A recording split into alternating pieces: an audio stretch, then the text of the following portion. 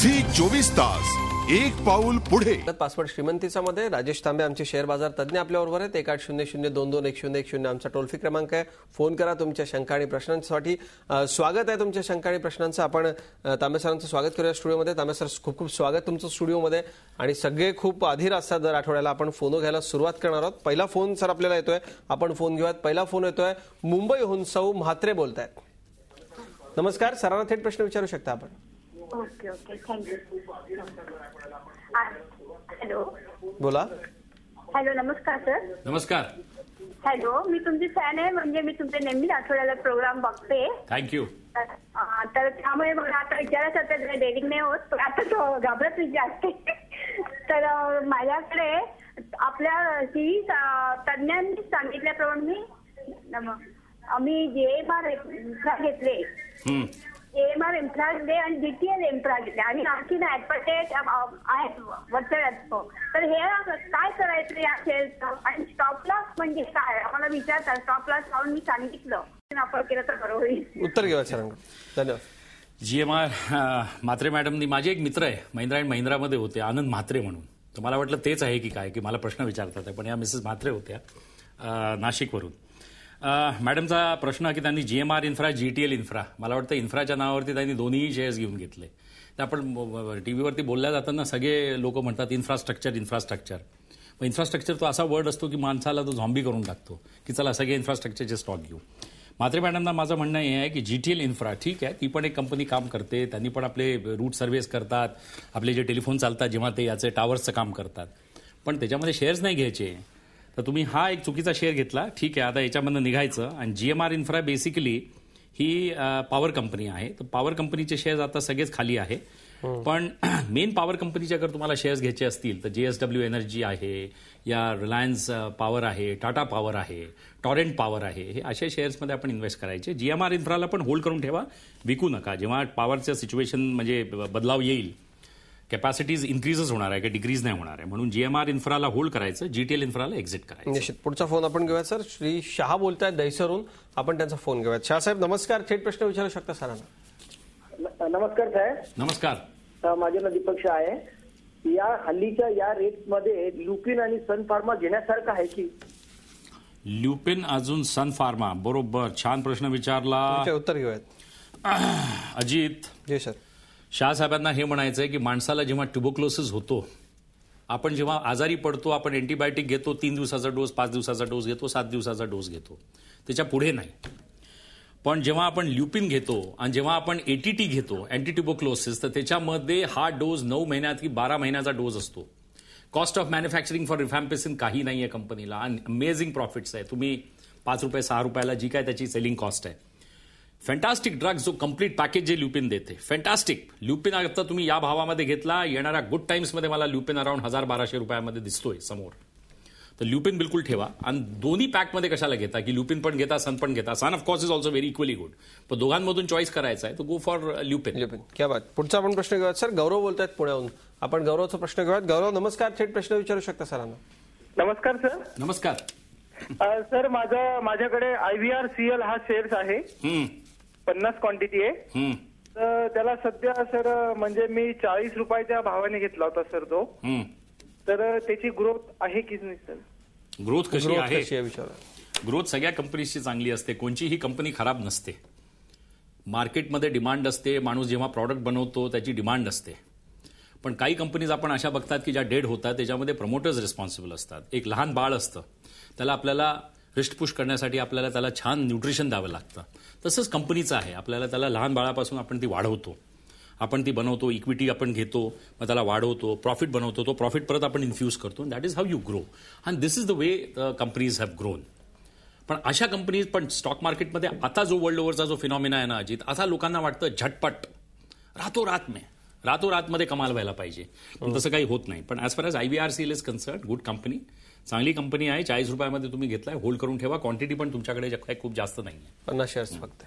पुढचा प्रश्न आपण घेऊयात. स्वानंद बोलतात डोंबिवलीहून. आपण स्वानंदाचा प्रश्न घेऊयात. स्वानंद नमस्कार, थेट सरांना प्रश्न विचारा. नमस्कार, मी स्वानंद बोलतोय डोंबिवलीवरून. नमस्कार. माझ्याकडे IRB इन्फ्रास्ट्रक्चरचे शेअर आहेत ऑलरेडी. तर माझ्याकडे अजून पैसे आहेत, तर मी अजून त्याच्यात ऍड करू शकतो का IRB इन्फ्रास्ट्रक्चर? IRB इन्फ्रा यांच्याकडे आहे. इन्फ्रास्ट्रक्चरची अगेन छान कंपनी आहे. ठीक आहे, याला होल्ड करून ठेवा, पण ॲडिशनल पैसे परत त्या सेम कंपनीमध्ये नाही टाकायचे. तुम्ही एका सेक्टरमध्ये टाकले and that is the end of it. आणि पहिला जो प्रश्न आला होता म्हात्रेबाईंचा, त्यांनी एक फार छान प्रश्न विचारला होता, हा स्टॉप लॉस काय असतो? स्टॉप लॉस कॉन्सेप्ट काही नसतो. हार्वर्ड बिझनेस स्कूलमध्ये पण स्टॉप लॉस शिकवला जायचा.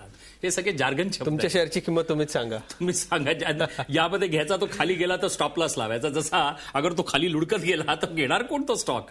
हा स्टॉप लॉस आणि इथे ही कॅन्डल हे सगळे जार्गन शब्द असतात ना. तर जार्गन शब्दांचा जे लोक इस्तेमाल करतात त्या यूज करतात, त्याच्यापासून दूर राहा ना. क्या बात.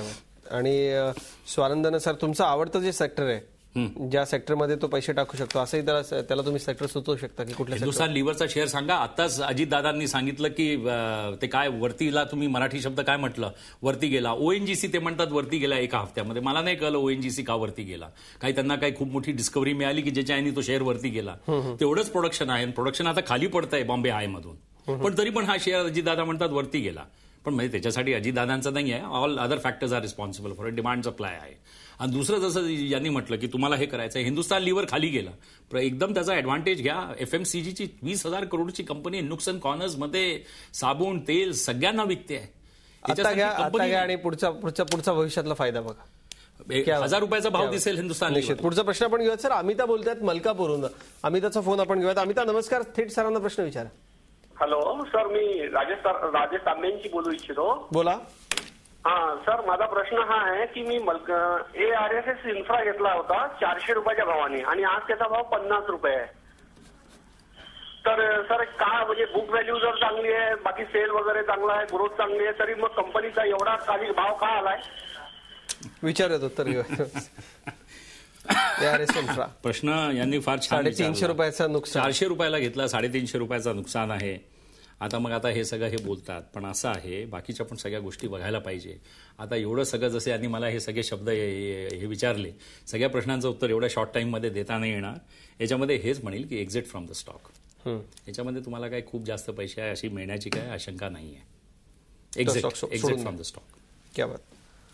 सर, या अशा सगळ्या एकूण प्रश्नांची आपण उत्तरं देतोय, पण बऱ्याचदा असं अनेक लोक निराश असतात, पण सातत्यानं अभ्यास आणि वॉच देखील तितकाच गरजेचा आहे. पुढचा एक प्रश्न आपल्याला बार्शीहून येतोय. आपण अशोक बोलतायत. अशोक यांचा प्रश्न आपण घेऊयात. अशोक बोलतायत बार्शीहून. अशोक नमस्कार. थेट प्रश्न विचारा सरांना आपला. नमस्कार सर. नमस्कार. पहिल्यांदा तांबे साहेब तुमचं अभिनंदन करतो, कारण तुम्ही प्रत्येक वेळेस फंडामेंटलवर फार छान सांगताय. थँक्यू. माझा प्रश्न असा आहे, आरकॉम आणि हिंडाल्को वरती आहे. आरकॉमचे मी माझ्याकडे 300 शेअर्स आहेत 100 रुपयाच्या भावाने, आणि त्याची बुक व्हॅल्यू जर पाहिली तर आपण सध्या 218 दिसते, आणि 2009 पासून पाहिलं तर 250, 244, 233 अशी आहे. आणि हिंडाल्कोकडे जर पाहिलं तर बुक व्हॅल्यू 164 आहे. EPS ही 11.48 आहे.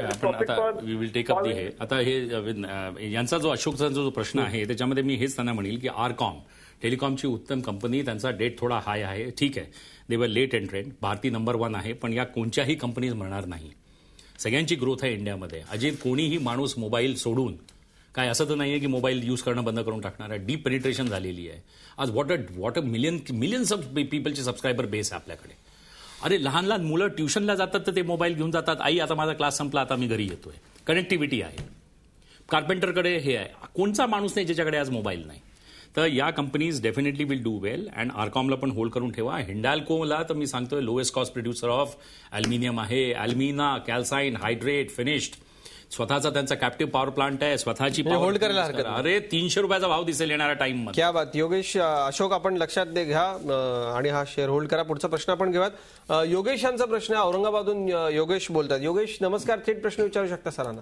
नमस्कार सर. नमस्कार सर. आम्ही 1994 मध्ये SBIचे 50 शेअर्स घेतलेत. कोणत्या कंपनीचे? SBI sir, State Bank of India. अरे very good, very good. Okay sir. Sir पण त्याच्या आमची रिसीटच हरली शेअरची. तर मग ते काय करायचं? ते रिसीट हरली तर मग आता काय, त्यांचे जे रजिस्ट्रार ऑफ कंपनीज आहे SBIचे त्यांना फोन करायचा आणि त्यांना सांगायचं की आम्हाला हे आहे, तर ते तुम्हाला फॉर्मॅलिटी सांगतील की काय काय करायचंय. त्याच्यामध्ये तुम्हाला काहीतरी अफिडेव्हिट द्यावं लागतं, तर ते तुम्ही त्यांना विचारा, ते तुम्हाला देणार. पण असं नाही की तुमचे ते शेअर्स गेलेले आहेत, तुमच्या नावावर आहे. बुडणार नाही. बिलकुल नाही, अनलेस की कोणी फ्रॉड केला असेल तर. आणि सर भविष्यातली एसबीआयची स्थिती कशी असेल? भविष्यातली एसबीआयची स्थिती कशी? एसबीआयची स्थिती कशी असणार? मी तुम्हाला एवढंच सांगतो, अगर स्टेट बँक ऑफ इंडिया डुबली तर मग सगळे डुबले, आपणही डुबलो. अरे अगर एसबीआय डुबली, backbone of the Indian economy, एवढी वेल कॅपिटलाइज बँक अगर ती डुबली तर मग जसा करन्सीवरती लिहिलं असतं, आरबीआय गव्हर्नर लिहितो की I promise to pay the bearer sum of this, it's a promissory note. अरे स्टेट बँक ऑफ इंडिया डुबली तर मग राहिलं काय या देशामध्ये? मग झी 24 तास एक पाऊल पुढे.